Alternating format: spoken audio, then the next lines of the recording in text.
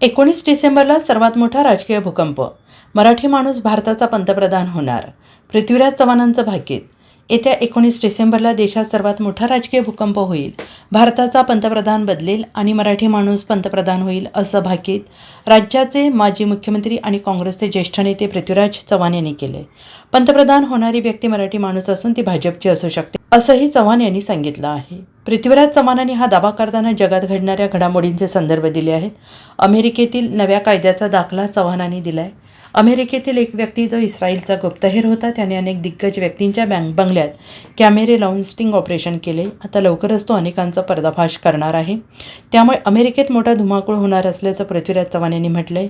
America सरकार एक कायदा करून येत्या 19 डिसेंबरला त्या दिग्गजांची नावं जाहीर करणार आहे असा दावा चव्हाणांनी केलाय. आता यात कोणाकोणाची नावं आहेत याची मला फारशी कल्पना नाही असं म्हणत चव्हाणांनी अमेरिकेतल्या स्टिंग ऑपरेशनचे पडसाद भारतात उमटण्याची शक्यता वर्तवली आहे. पिंपरी चिंचवडमध्ये जनगण मन या पुस्तकाच्या प्रकाशनानंतर चव्हाणांनी भारतात 19 डिसेंबरला राजकीय भूकंप होण्याचे भाकीत केलेत. बदल घडला तर काँग्रेसचा पंतप्रधान होणार नाही, कारण आमच्याकडे काही बहुमत नसल्याचं मत पृथ्वीराज चव्हाण यांनी व्यक्त केलंय. कसं काम करायचं त्याचा थोडक्यात धडा दिला, कान पिचक्या दिल्या. उपकार मी त्यांचे कधी विसरणार नाही. अशा वातावरणामध्ये आज जेव्हा इतकी माणसं एका पुस्तक प्रकाशनाच्या कार्यक्रमाला उपस्थित राहतात, पुन्हा थोडंसं आशा निर्माण होते की नाही, सगळं काही संपलेलं नाही, देयर इज स्टील होप. आशा आहे आपण ही लढाई जिंकू शकू. उद्या काय काय घडेल मला माहित नाही. जगात बरंच काही चाललेलं आहे. मध्यंतरी मी एक छोटासा ट्विट केला, खूप गाजला. मी म्हटलं की कदाचित महिनाभरात मराठी माणूस भारताचा पंतप्रधान होईल. करारला बोललो मी. अनेकांचे फोन आले, विचारले याचा अर्थ काय, कसं काय. कोण म्हटलं की तुम्ही होणार का,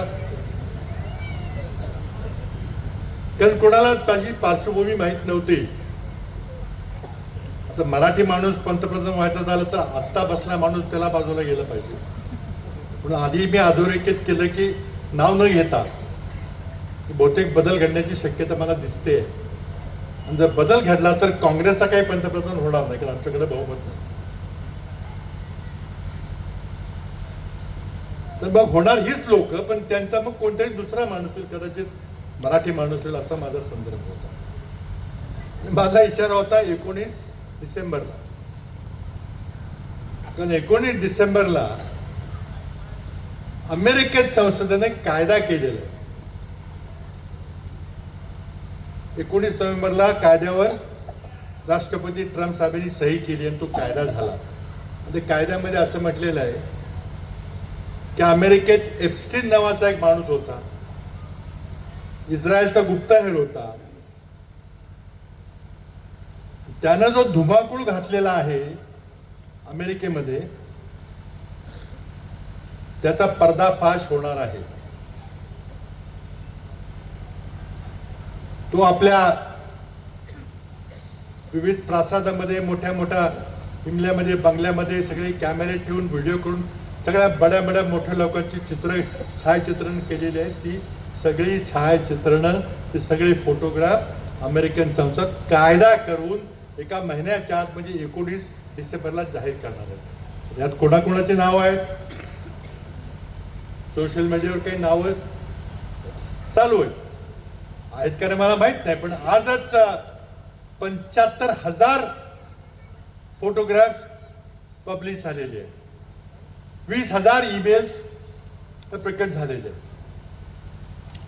त्यामध्ये अमेरिकन संसदेने सांगितले की हा डाउनलोडेबल डेटा पाहिजे, हा सर्च करता आला पाहिजे.